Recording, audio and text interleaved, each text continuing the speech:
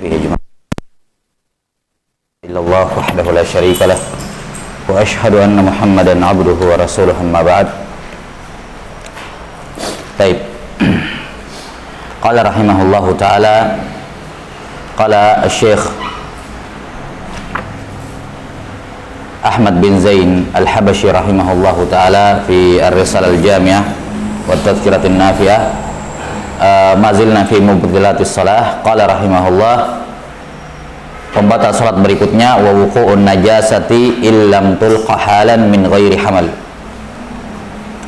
Pembatal salat berikutnya adalah wuqu'un najasah, jatuhnya najis pada pakaian atau tubuh atau tempat salat selama najis tersebut tidak dibuang saat itu juga, ya, tidak dibuang saat itu juga dan tidak dibawa, tidak dibawa.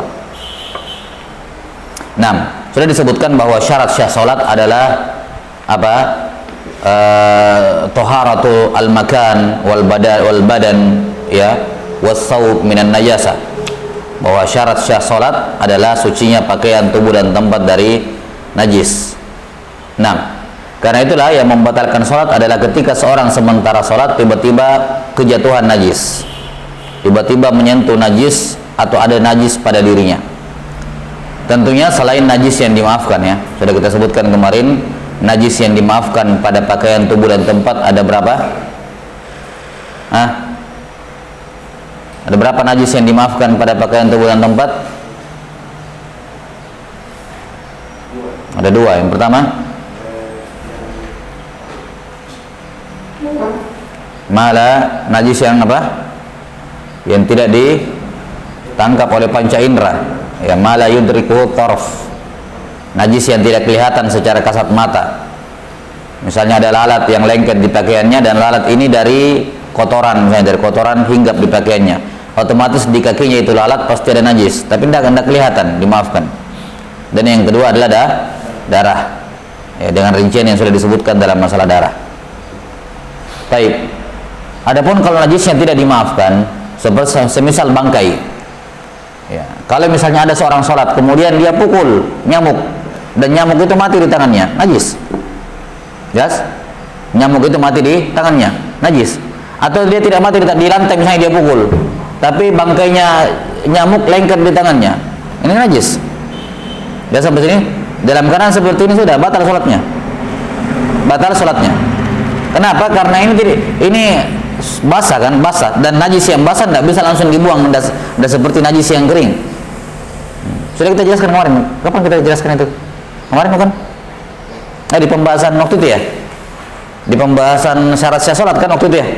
So, kita jelaskan bahwa kalau najisnya apa yang jatuh itu apa? Basah atau kering. Ya, kalau kering dan medianya kering bisa langsung dibuang saat itu juga kan? Tapi kalau medianya basah, ya sudah lengket, berarti itu harus dia apa? Ya, keluar, batalkan sholat untuk bersihkan. Kalau najisnya basah, ya sudah pasti lengket, harus keluar dari sholat. Maka kalimat penulis di sini, jatuhnya najis selama kalau tidak dibuang saat itu juga, ini berlaku bagi apa? Najis yang kering dan medianya kering, yang memungkinkan dibuang saat itu juga. Adapun kalau medianya atau salah satunya basah, ini tidak berlaku yang disebutkan di sini, tidak bisa langsung dibuang. Paham? Iya, tidak bisa langsung dibuang. Salam. Nah, jadi apa namanya, najis ini, ya. Nah, najis ini kalau najis yang jatuh itu pada tubuhnya kering dan medianya kering, ya sudah, dia langsung, ini yang disebutkan di sini oleh beliau, langsung dibuang saat itu juga, tidak boleh menunggu seperti kadar tumanina. Kapan dia menunggu seperti kadar tumanina, batal sholatnya, ya kan? Seperti kemarin, dia langsung buang, itu pun dia buang tidak boleh dibawa, tidak boleh dia bawa. Misalnya kotoran cicak, ya, atau bangkai cicak atau bangkai nyamuk yang kering, diambil baru dia taruh di kantongnya, tidak boleh. Jelas sampai sini? Itu membawa najis. Nah, harus dia buang. Nah, iskalnya, perhatikan, iskalnya kalau dia sholat di masjid, diharamkan membuang najis dalam masjid. Jelas? bangkai hewan yang tidak mengalir darahnya kan tidak dimaafkan ya dalam pakaian tubuh dan tempat, tidak dimaafkan. Demikian pula di masjid. Sekarang kalau misalnya ada bangkai cicak jatuh, dianggaplah di tempat sujudnya atau di kopiahnya atau di pakaiannya, anggaplah diambil pakai tisu, ya, diambil dan kering, nggak melekat, maka dia langsung apa? Dia harus buang saat itu juga. Kita sampai sini? Ya. Iskalnya adalah ketika dia sholat di masjid. Kalau dia buang saat itu juga, berarti dia membuang najis dalam masjid, dan itu haram, tidak boleh, dilarang. Tidak boleh mengotori masjid dengan an-najasa. Ya, sampai sini.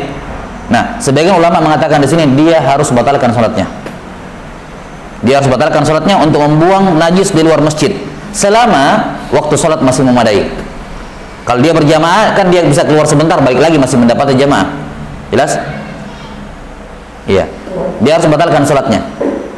Kenapa? Karena kalau dia buang najis dalam masjid dia berdosa. Maka dia harus apa?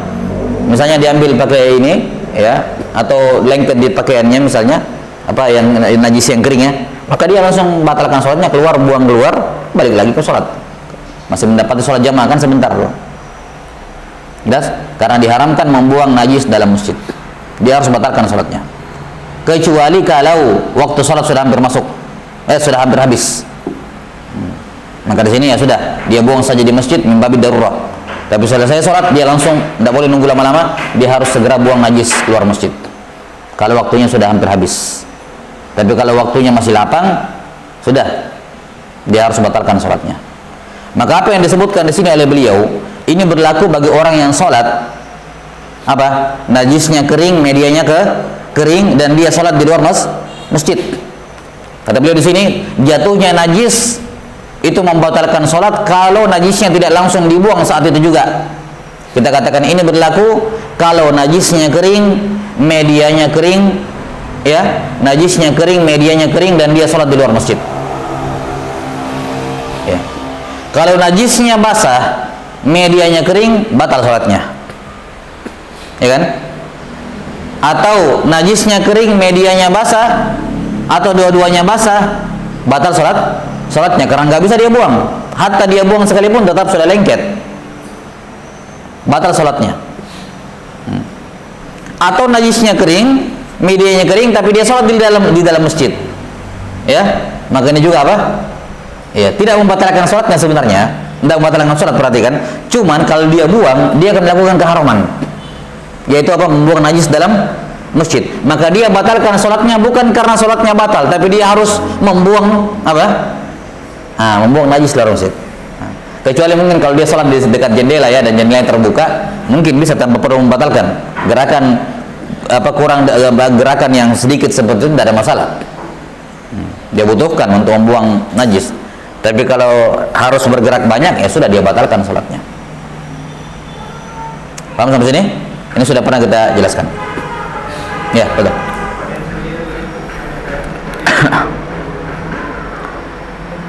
Kalau basah sama, najis sama mutanajis sama. Iya, kecuali kalau dia bisa buang kopiahnya keluar masjid. Iya. Kalau dia najis kotoran begini dan najisnya basah kan lengket, sudah selesai masalah. Iya. Kalau dia di luar sholat kan tinggal dilepaskan, tapi masalahnya dia dalam sholat, dalam masjid, afwan. Kalau dia di luar masjid tidak ada masalah, di rumahnya dia langsung lepaskan kopiahnya. Tapi dalam masjid menaruh najis dan mutanajis sama hukumnya. Najis dan mutanajis yang ternajisi sama hukumnya. Tidak boleh ditaruh dalam masjid. Paham? Karena itu akan disebutkan nanti di pembahasan. Enggak disebutkan di sini. Sudah disebutkan di kitab-kitab sebelumnya. Larangan termasuk satu dari 12 larangan pada perempuan haid adalah apa? Berlalu di masjid in khafat talwisah, kalau khawatir ada darah yang menetes. Hukumnya haram, karena diharamkan mengotori masjid dengan najis, baik najisnya atau mutanajis, benda yang ternajisi. Paham? Baik, ini selesai pembatal sholat bagi semua orang yang sholat, imam, munfarid atau makmum. Sekarang pembatal sholat berkenaan dengan khusus untuk makmum saja. Kata beliau, wa yubtiluha sabqul imami bi ruknaini fi'liyaini wa kadhat takhallufu bihima bi ghairi 'udhrin.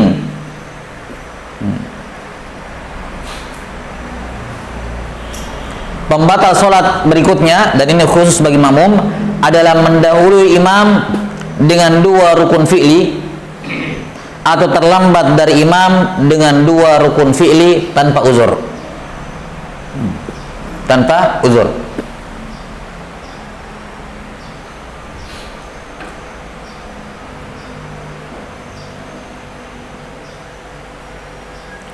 Baik. Tidak boleh makmum ketinggalan 2 rukun fi'li dari imam. Tidak boleh juga dia mendahului imam dengan 2 rukun fi'li tanpa uzur. Kapan dia terlambat atau mendahului dengan 2 rukun fi'li, maka batal salatnya. Batal salatnya makmum. Misalnya,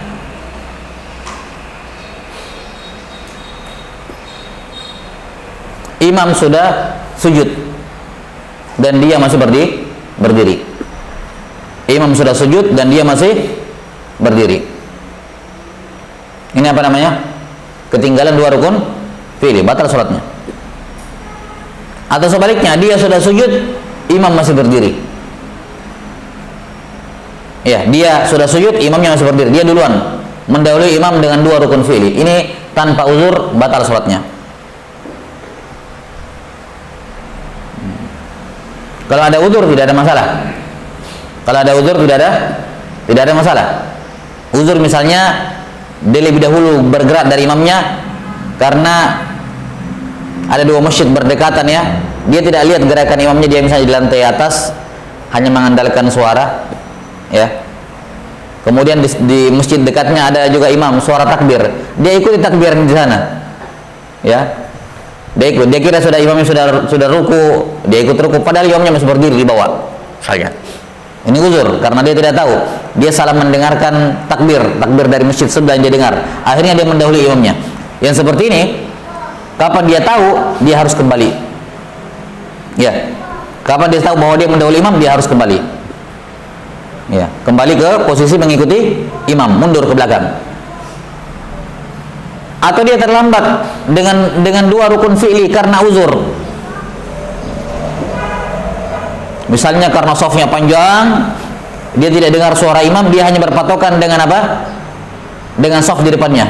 Tapi karena panjang kan yang paling belakang itu terlambat dapat gerakan ya. Akhirnya dia imamnya di depan sudah sujud, dia masih berdiri karena panjang shafnya misalnya. Ya. Ini uzur. Seperti ini tidak ada masalah.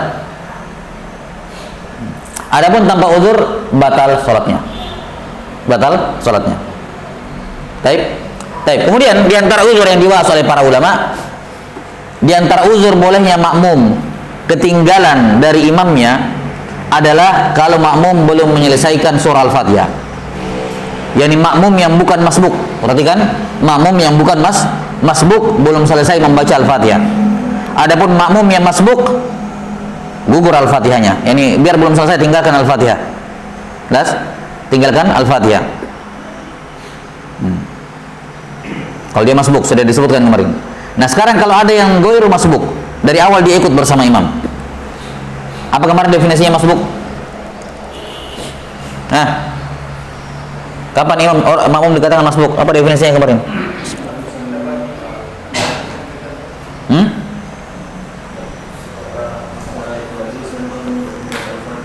Iya. Di mana si masbuk ini atau orang yang terlambat masuk ini ketika masuk bersama imam, waktu sudah tidak cukup untuk membaca Al-Fatihah dan imam sudah ruku. Itu masbuk. Yani kalau dia masih bisa mendapat Al-Fatihah, dia baca Al-Fatihah sampai selesai. Masbuk adalah orang yang apa? Ketika dia masuk ikut berdiri bersama imam, waktunya sudah tidak cukup untuk menyelesaikan Al-Fatihah. Yani dalam kadar normal ya. Baik, ini masbuk. Nah, masbuk berarti yang bukan masbuk adalah orang yang masuk bersama imam berdiri dan waktunya masih cukup untuk membaca Al-Fatihah. Ini bukan masbuk. Nah, kita berbicara bagi yang tidak masbuk. Kalau yang masbuk sudah tinggalkan Al-Fatihah, ikut ruku bersama imam. Adapun yang ghairu masbuk, dia wajib menyelesaikan Al-Fatihahnya. Tidak ada alasan. Tidak ada alasan. Dan kata para fuqaha, kalau dia belum terlambat mengikuti imam, kalau dia terlambat mengikuti imam karena belum selesai baca Al-Fatihah, maka dia diberikan uzur sampai 3 rukun fi'li yang panjang. Ya, salah satu arkan fi'liyah apa? At-tawilah. 3 rukun salat yang panjang. Diberikan uzur paling maksimal. Kalau ada orang belum selesai baca Al-Fatihah, terus imamnya sudah ruku dan seterusnya, maka dia dikasih kesempatan untuk menyelesaikan Al-Fatihahnya sampai kapan? Walaupun dia terlambat dengan 3 rukun fi'li yang panjang. Apa 3 rukun fi'li yang panjang? Ruku, sujud 1, sujud 2. Karena i'tidal dengan duduk di antara sujud itu rukun fi'li qasir, rukun pendek, enggak dihitung. Jelas? Dia diberikan kesempatan untuk terlambat dengan 3 rukun fi'li yang panjang. Apapun penyebabnya dia terlambat. Penyebab orang terlambat baca Al-Fatihah kan macam-macam. Misal contoh, dianya memang bacaannya lambat, atau memang imamnya yang terlalu cepat. Dia normal tapi imamnya yang terlalu cepat misalnya. Penyebab lain misalnya ya tadi, dia mau memperhatikan makhrajnya, tidak mau bacanya salah Al-Fatihah sehingga dia pelan-pelan karena baru belajar misalnya tajwid, dia baca pelan-pelan sampai membuat dia tertinggal. Nggak ada masalah. Atau dia terlambat baca tasyahud awal. Tasyahud awalnya dia belum selesai, imamnya sudah berdiri. Dia selesaikan tasyahud awalnya. Jelas? Ketika selesaikan tasyahud awal dia baru berdiri dan dia sudah ketinggalan. Imamnya sudah baca Al-Fatihah dari tadi. Itu dia akan terlambat juga kalau begitu. Jelas? Jadi apapun penyebabnya dia terlambat, ya, membaca Al-Fatihah, maka dia diberikan uzur untuk ketinggalan dari imam paling maksimal 3 rukun fi'li yang panjang. Jadi kalau misalnya dia baca Al-Fatihah, imamnya ruku, dia belum selesai, lanjut saja. Lanjut baca Al-Fatihah, biarkan imamnya ruku. Imamnya i'tidal, dia belum selesai, tetap baca Al-Fatihah. Tetap baca Al-Fatihah. Selesaikan. Imamnya turun sujud, dia belum selesai, tetap lanjut baca. Imamnya duduk di antara 2 sujud, belum selesai. Jelas? Tetap lanjut baca Al-Fatihah. Imamnya sujud yang kedua, dia baru selesai, kejar turun. Masih diberikan kesempatan. Sujud yang kedua, dia baru selesai Al-Fatihahnya, silakan dia ikuti, dia kejar imamnya dan dia masih dianggap mendapati rakaat itu. Dia kejar. Tapi kalau imamnya sudah bangkit dari sujud yang kedua, bangkit ke rakaat berikutnya, atau bangkit dari sujud kedua ke duduk tasyahud awal, kalau dia di rakaat kedua, maka sudah ketinggalan dia. Sudah nggak bisa dia kejar. Apa yang dilakukan? Dia baca Al-Fatihah. Jelas? Ya. Dia baca Al-Fatihah saja, tunggu imamnya berdiri ke rakaatnya, dan di rakaat itu, rakaat yang tadi yang ketinggalan dianggap tidak ada. Jelas? Dalam keadaan seperti itu dia tidak perlu lagi mengulangi Al-Fatihah, dia kan sudah selesai baca Al-Fatihah. Jelas sampai sini? Kalau dia ulangi lagi Al-Fatihah di rakaat kedua, lama lagi kan begitu. Jadi dia kan sudah selesai Al-Fatihah di rakaat pertama, imamnya sudah rakaat kedua, sudah selesaikan saja. Nanti imamnya baca Al-Fatihah, dia tinggal ruku juga karena dia sudah selesai. Cuman itu baru rakaat pertama bagi dia. Yang tadi tidak dihitung, yang dia ketinggalan. Paham sini? Ya tidak ada masalah. Al-Fatihahnya makmum lebih duluan selesai dibandingkan imam, tidak ada masalah. Karena bukan menjadi persyaratan Al-Fatihah makmum harus lebih terlambat daripada imam, bukan syarat. Apalagi ada uzur seperti ini. Paham? Jadi kalau misalnya Al-Fatihah, baik, imamnya juga baca Al-Fatihah, imamnya ruku, dia masih baca Al-Fatihah, i'tidal, sujud, julus, sujud. terus qiyam, berdiri ke rakaat kedua atau tasyahud. Tasyahud. Jelas? Tasyahud. Nah, kalau imamnya membaca, dia posisi sampai di sini dan dia sudah selesai ketika imamnya, ya, ketika imamnya sudah di sini misalnya sujud yang kedua, dia baru selesai Al-Fatihah, ya sudah dia kejar, dia ruku, i'tidal, sujud, julus, dan dia masih mendapati rakaat itu, masih mendapati rakaat itu. Jelas? Tapi kalau imamnya sudah berdiri, jelas, atau duduk tasyahud, jelas, maka dia tetap berdiri, tetap dia baca Al-Fatihah sampai selesai, tunggu imamnya naik ke rakaat berikutnya, imamnya selesai baca Al-Fatihah, imamnya ruku, dia baru ikut ruku,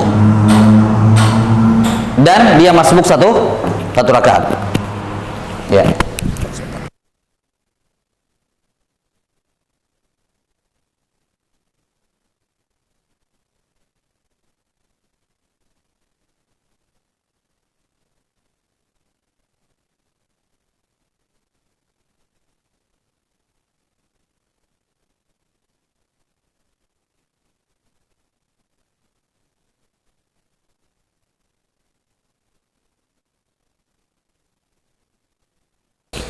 Nah, sudah ya? Ini bagi orang yang ketinggalan membaca Al-Fatihah. Jadi berikan uzur dengan 3 rukun fi'li yang panjang, 3 rukun fi'li yang panjang. Betul. Kalau misalnya kita masuk Ustaz, kemudian kita tahu bahwa imam ini baca Al-Fatihah yang salah. Jadi bagaimana Ustaz? Yang tidak ada masalah, baca sendiri. Tapi sudah Apanya dia masuk? Iya. Nggak asan dia, nggak ini. Karena kalau dia masuk begitu, dia baca Al-Fatihah sendiri saja. Al-Fatihah sendiri, ruku sendiri. Kan tidak boleh mengikuti imam kan? Kalau dia munfarid tidak boleh. Cuman harus dia bergerak kebetulan karena bacanya selesai. Kalau dia bisa kejar ya seperti yang biasa dilakukan oleh orang awam kalau tasawuf ya. Yang salah dia sendiri. Lakukan gitu aja, tidak masalah. Jadi misalnya sudah ruku imam, ya sudah dia baca Al-Fatihah sendiri, kejar, ya selesai baca Al-Fatihah, baca surah pendek juga sunnahnya, ya, baru ruku, baru sampai dapat di mana gerakannya, seperti biasa. Jadi kalau misalkan kita ke belakang, imamnya tasyahud awal, sedangkan kita belum kita tasyahud. Ya. Itu iskal itu. Itu iskal itu. Ya, kalau bisa tuh ikut di rakaat ketiga aja. Ikut di rakaat ketiga. Karena enggak bisa kalau begitu. Itu yukhalifun nazam kalau antum seperti itu. Antum mau salat sendiri tapi di rakaat pertama tasyahud langsung kan? Enggak bisa. Ikut ke rakaat ketiga. Ya, maka jangan masbuk.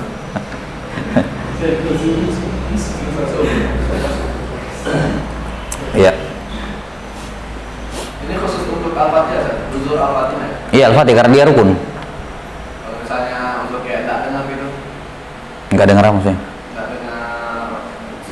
Ya ada tadi boleh terlambat bigori karena ada uzur. Tapi kalau yang untuk uzur ketinggalan begitu, kalau ada uzur, Allah alam apakah sampai 3 rukun fi'li juga seperti itu? Yang biasanya disebutkan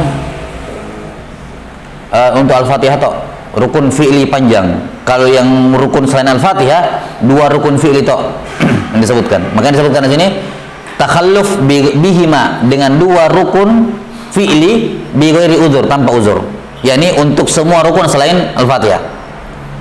Ya, selain Al-Fatihah. Adapun Al-Fatihah diberikan uzur 3 rukun fi'li yang panjang. Bukan sekedar rukun fi'li, tapi rukun fi'li yang panjang. Kalau ini rukun fi'li biasa. Itu zahirnya. Allah alam.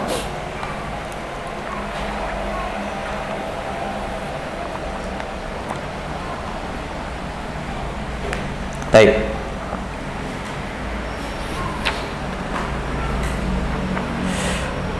Summa qala rahimahullah, pada pembatal salat yang terakhir, ini juga berkenaan dengan makmum. wala tasihhu salatu khalfa kafirin wa imra'atin wa khunsa. Tidak syah salatnya muslim di belakang kafir, dan tidak syah salatnya laki-laki di belakang perempuan dan di belakang khunsa. Khunsa adalah orang yang punya dua alat kelamin. Khunsa adalah orang yang punya dua alat kelamin. 6. Tidak syah. Kenapa tidak syah laki-laki di belakang khunsa? Karena ada ihtimal dia perempuan. 50% ada kemungkinan dia perempuan, dan itu sudah cukup membatalkan sholatnya dia. 6. Jadi bermakmum kepada orang kafir jelas tidak syah. Ya. Jelas apa? Tidak syah. Adapun bermakmum kepada orang fasik, ahli bidah dan semacamnya, yang sabit ya, jelas hukumnya, bukan sembarang menghukumi, yang dia fasik dan seterusnya, maka hukumnya makruh. Hukumnya syah, tidak ada masalah, makruh. Tapi sebagaimana imamnya anak kecil yang belum balik tapi sudah mumayyiz, mengimami orang yang dewasa, ini khilaful aula. Tidak makruh tapi khilaful aula. Demikian pula khilaful aula, berbeda niat antara imam dengan makmum. Tidak makruh tapi khilaful aula. Imamnya salat asar, makmumnya salat zuhur niatnya. Ikhtilafun niat. Tetap syah, tidak ada masalah, tapi khilaful aula. 6. Adapun salat di belakang perempuan bagi laki-laki tentunya hukumnya tidak syah. Ya, kita sudah pernah sebutkan ya. Dalam masalah jenis kelamin, dalam masalah jenis kelamin, laki-laki atau perempuan atau khunsa, ini rajul, imro'ah, khunsa. Rajul, imro'ah, khunsa. Ya. Laki-laki boleh bermakmum kepada laki-laki, perempuan kepada laki-laki, khunsa kepada laki-laki. Ya. Boleh. Kemudian perempuan kepada perempuan boleh, perempuan kepada khunsa boleh. Kemudian khunsa kepada khunsa, khunsa kepada khunsa tidak boleh. Berapa keadaan boleh? 4 keadaan. 1, 2, 3, 4 ya. Ini 4 keadaan yang syah. Laki-laki bermakmum pada laki-laki syah. Perempuan kepada laki-laki syah. Khunsa kepada perempuan syah. Khunsa kepada laki-laki syah. Kenapa khunsa kepada laki-laki syah? Karena kalau dia laki-laki hukumnya sama seperti ini. Tapi kalau ternyata dia perempuan, hukumnya sama seperti di sini, maka syah. Perempuan syah bermakmum kepada laki-laki, perempuan syah bermakmum kepada perempuan, dan perempuan syah bermakmum kepada khunsa. Kenapa? Kalau ternyata dia laki-laki, ikutnya ke sini. Kalau ternyata dia perempuan, ikutnya ke sini. Ya kan? Sementara khunsa hanya syah bermakmum kepada laki-laki. Kalau dia laki-laki, maka ikutnya ke sini. Kalau dia ternyata perempuan, ikutnya ke sini, ya kan? Khunsa tidak syah bermakmum kepada perempuan. Khunsa tidak syah bermakmum kepada perempuan. Kenapa? Ada kemungkinan dia laki-laki. Kalau ternyata dia laki-laki, berarti dia laki-laki bermakmum kepada perempuan, tidak syah. Ada ihtimal. Dan khunsa tidak syah bermakmum kepada sesama khunsa karena masing-masing di antara mereka memiliki kemungkinan laki-laki dan perempuan. Jadi ada 4 keadaan yang syah dan 5 yang lainnya tidak syah. Kan 9 pasang kan kalau begitu. 4 keadaan yang syah, 5 yang lain tidak syah. Hah? 1, 2, berapa? 2, 3. Oh, 5 ya, 5 yang syah, 4 yang tidak syah.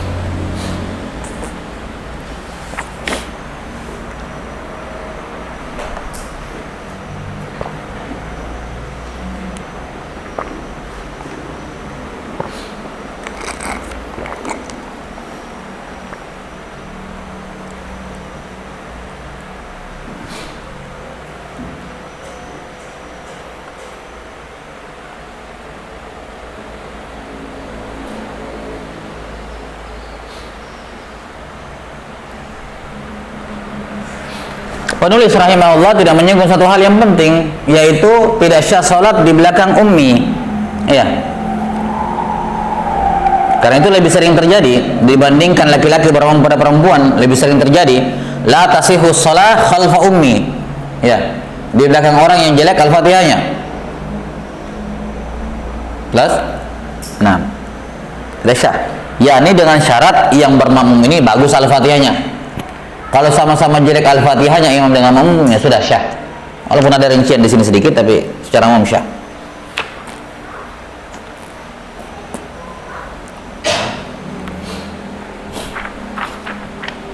Baik, selesai pembahasan berkenaan dengan pembatal-pembatal sholat. Soal?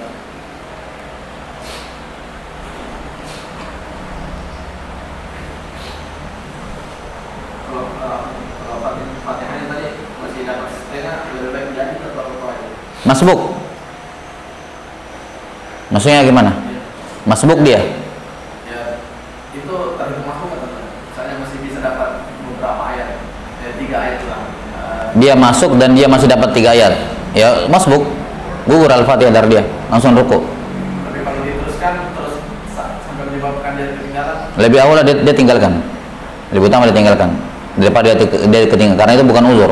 Karena Al-Fatihah dia sudah ditanggung oleh imam. Maka jangan dia terlambat dari gerakan imam.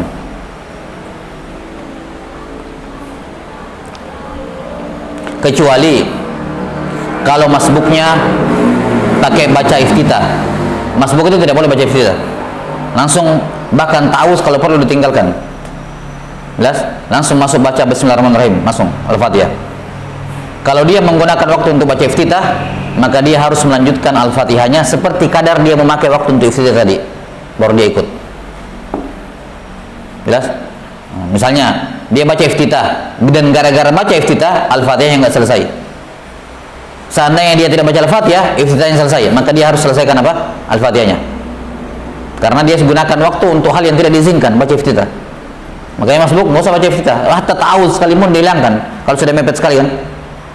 Ta'awuz jangan langsung masuk baca Al-Fatihah. Enggak baca ta'awuz. Kapan dia baca ta'awuz, maka konsekuensinya dia harus tambah satu ayat lagi yang setara dengan ta'awuz. Karena dia menggunakan waktu yang tidak diizinkan untuk membaca hal yang tidak diizinkan. Gitu. Baik.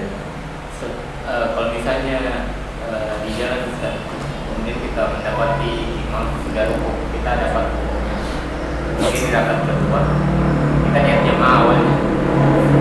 Rakaat kedua ternyata Fatihahnya jelek Ustaz. Mengubah makna misalnya. Langsung mengubah niat di situ. Rakaat pertama tadi itu atau tidak? Kalau dia mufaraqah langsung Di rakaat kedua baru niat mufaraqah. Karena rakaat pertama tidak mendengar bacaan Fatihah dari imamnya.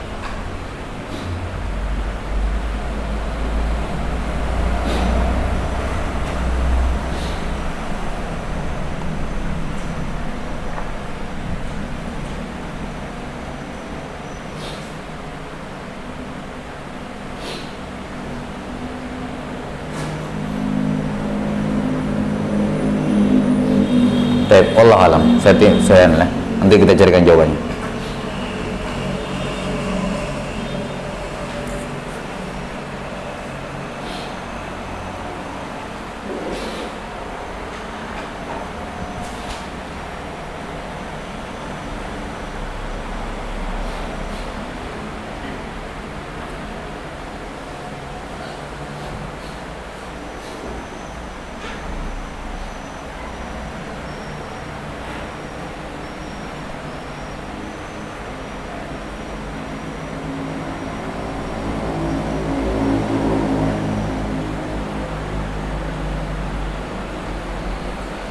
Nah, cukup yang lain?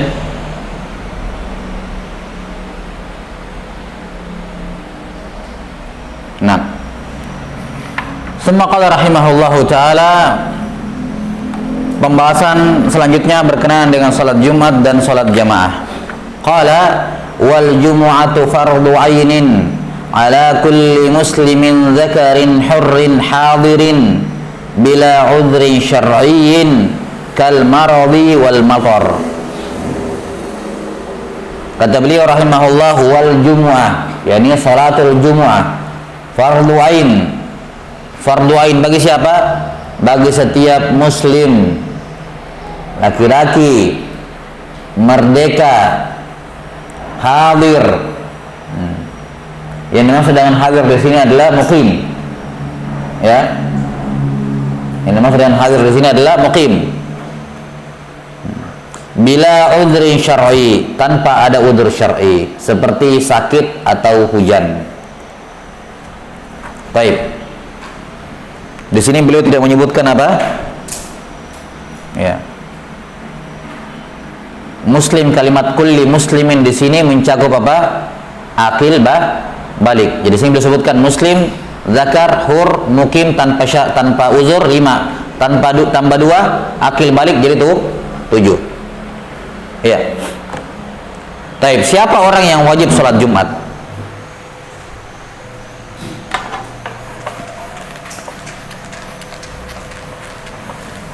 Orang yang wajib sholat Jumat, fardu ain bagi yang sholat Jumat adalah orang yang menghimpun pada dirinya 7 syarat. Yang pertama al-Islam, yang kedua al-bulugh,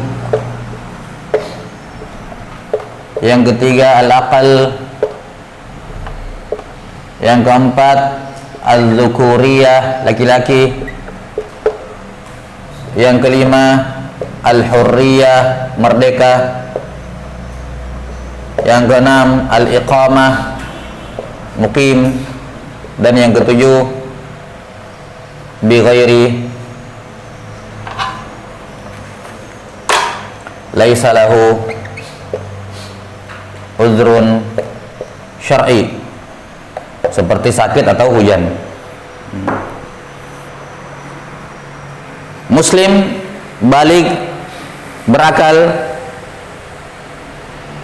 zukuriyah, laki-laki, merdeka, iqamah, mukim, dan tidak punya uzur syar'i, seperti apa tadi? Marad wa al-matar. Karena sakit dan hujan termasuk uzur tidak hadir sholat Jumat. Kapan 7 sifat ini berkumpul pada seorang, maka dia wajib Jumat.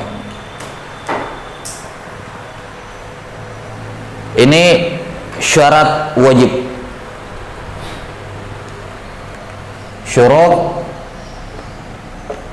wujubil Jumu'ah. Syarat wajib Jumat. Ada 7. Yani orangnya. Syarat wajib bagi orang yang mau Jumatan. Atau syarat orang yang wajib Jumat. Syarat orang yang wajib Jumat. Semuanya beliau sebutkan kecuali 2, balik dengan akil, dan itu bisa dipahami dari kalimat beliau muslim. Ya. Namanya muslim yang kena kewajiban ya balik akil.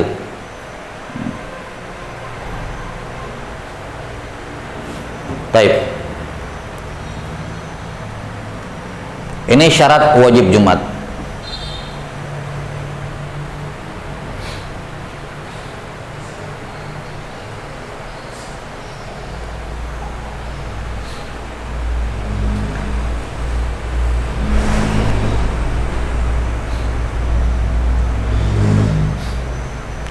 Adapun syarat syah Jumat, syarat syah Jumat yang pertama Islam,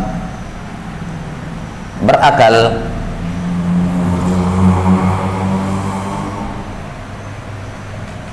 dan apa yang terakhir?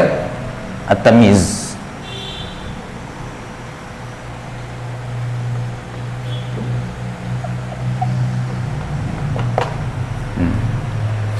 Adapun syarat syah Jumat, yakni orang yang kalau dia kerjakan syah Jumatnya, ya ini Islam, mumayyiz, sama muslim, mumayyiz, sama berakal. Atau kita tidak perlu sebutkan mumayyiz ya. Akal sudah cukup juga, karena akal kan anak kecil yang belum mumayyiz, belum berakal. Akal itu mengecualikan orang gila dan anak kecil yang belum mumayyiz. Ya, itu syarat syahnya Jumat. Yani kalau ada orang muslim dan dia berakal, sholat Jumat, ya sudah syah sholat Jumatnya. Walaupun dia perempuan, walaupun dia budak, walaupun dia musafir, walaupun dia sakit, walaupun hujan, tetap pergi Jumat, ya syah. Karena syarat syah Jumat cuman muslim dengan berakal. Ya, ini sudah memayyiz. Adapun syarat wajibnya ya ini, orang kafir tidak wajib dan tidak syah Jumat. Yang belum balik tidak wajib Jumat. Orang gila dan anak kecil yang belum memayyiz tidak wajib dan tidak syah Jumat. Laki-laki wajib Jumat, perempuan tidak wajib Jumat tapi syah sholat Jumatnya. Kalau perempuan datang sholat Jumat, syah.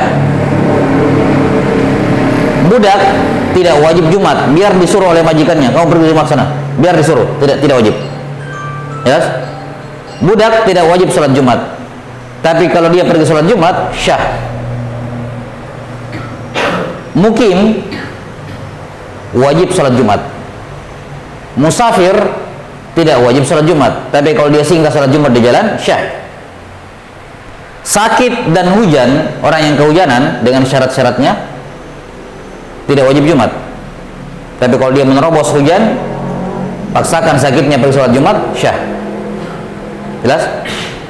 Ini 7 syarat syahnya sholat, syarat wajib sholat Jumat. 7 syarat bagi orang yang wajib sholat Jumat. Iya, betul.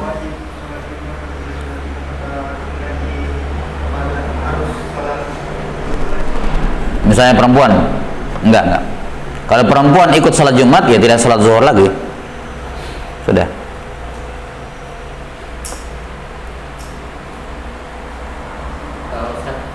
Kalau misalnya ada makmum yang terlambat sekali, dia mendapati imam sudah tasyahud awal. Tasyahud akhir. Tasyahud akhir. Nah. Tasyahud akhir kan. Ya dia masuk dengan niat sholat Jumat, tapi dia lanjutkan dengan sholat zuhur. Jadi niatnya sholat Jumat, ya sholat Jumat makmuman, tapi ketika imam sholat dia bangkit dan dia sholat 4 rakaat. Ya, bukan sholat 2 rakaat, sholat 4 rakaat. Walaupun dia kalau misalnya terlambat 1 rakaat, dia tetap. Kalau terlambat 1 rakaat tinggal tambah 1, tidak ada masalah. Ini kan dia tidak dapat dua-duanya. Jadi dipersyaratkan pada sholat Jumat itu harus berjamaah, walaupun berjamaah cuma di rakaat pertama. Kalau dia berjamaah di rakaat pertama, rakaat kedua sendirian, tidak ada masalah. Yang penting rakaat pertamanya dia berjamaah.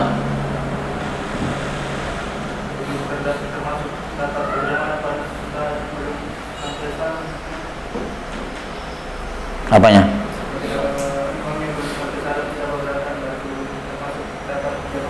Kalau pahala iya, tapi sholat Jumat nggak dapat. Iya. Misalnya kalau kita berbicara pahala sholat jamaah ya oke. Tapi masalah apakah dia dapat sholat Jumat? Enggak.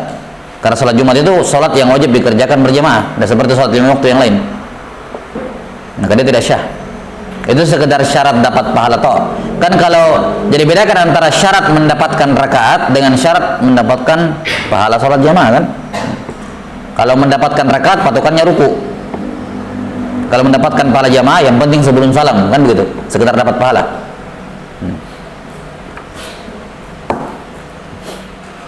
Baik, itu dulu untuk syarat syah Jumat. Berikutnya syarat dan rukun Jumat akan dibahas insyaallah.